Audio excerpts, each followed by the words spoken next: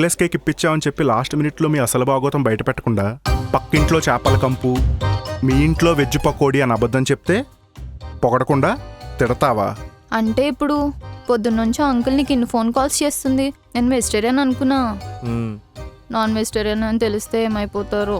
తోటకూర liver fry veg అయినా sounding non వెజ్లా ఉందని గోబీ మంచూరియా ఆర్డర్ ఇచ్చే టైప్ ఇలా బాబు. వై వై వై ఇంత పర్ఫెక్ట్ బాయ్ ఫ్రెండ్ ఫ్యామిలీ దొరకడం ఎంత కష్టమా. Sir order. ఒక కప్పల్ ఆఫ్ ఫిష్. బాబు నువ్వు పక్కెళ్ళి మమ్మల్ని 15 minutes వదిలేస్తే చెప్తా. Okay sir. జాను, అక్కడ మా నాన్న టెన్షన్తో స్ట్రోక్ వచ్చి అపోలోలో అడ్మిట్ అవుతాడేమో అన్నట్టుంటే ఇక్కడ నువ్వు అపోలో ఫిష్ చెప్తావా? అది కూడా వెజ్ రెస్టారెంట్లో. అవును కదా, మరి ఇక్కడికి ఎందుకు వచ్చాం? ఇక్కడ మేమిద్దరం, నువ్వు ఒక్కదానివే, వెజ్ మెజారిటీ కాబట్టి. చైతు, మనం పెళ్ళయ్యాక మనం సెపరేట్ కాపురం పెడతాం కదా. అదేంటి, అసలే మాది జాయింట్ ఫ్యామిలీ.